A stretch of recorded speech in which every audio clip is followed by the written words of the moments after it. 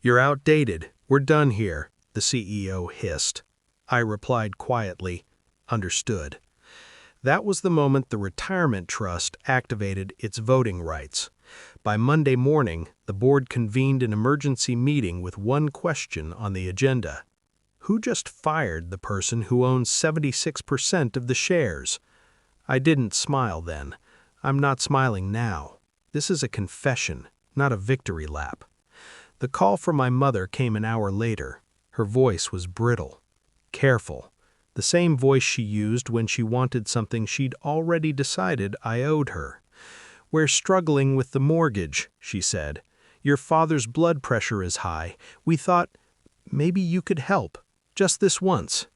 I stared at the city through the glass walls of my office. Steel, distance, silence. "Did you ask my brother?" I asked. A pause. Too long. "We already helped him," she said. "Family helps family." That's when the past rearranged itself. I was the responsible one. Always had been. I paid my way through school, took the late shifts, built a career quietly, methodically, while my brother burned through chances like matches. I never resented him. Not really. My parents framed it as balance. He needed more. I was strong enough to manage alone.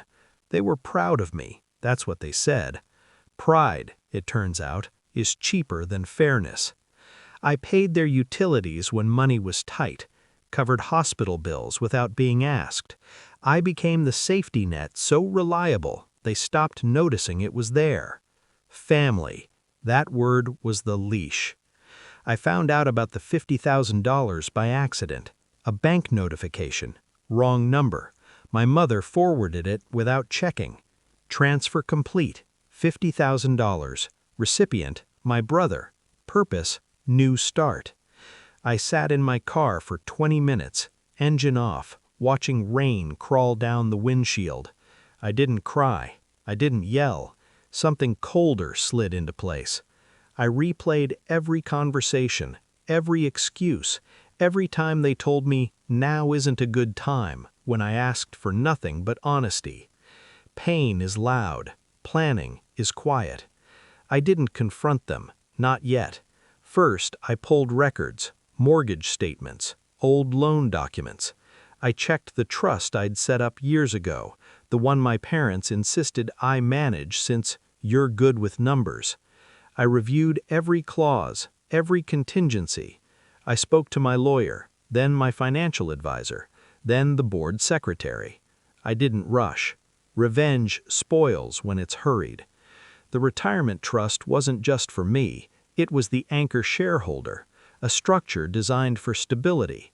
And stability, I'd learned, terrified people who relied on control. By the time my mother called again, I was ready. "I can't pay the mortgage," I said calmly. Silence, then disbelief. "But you can," my father said, taking the phone. "We know what you earn." "Yes," I said, "I can. I won't." My brother's name came out like a curse. Excuses followed, emergencies, promises, the old script.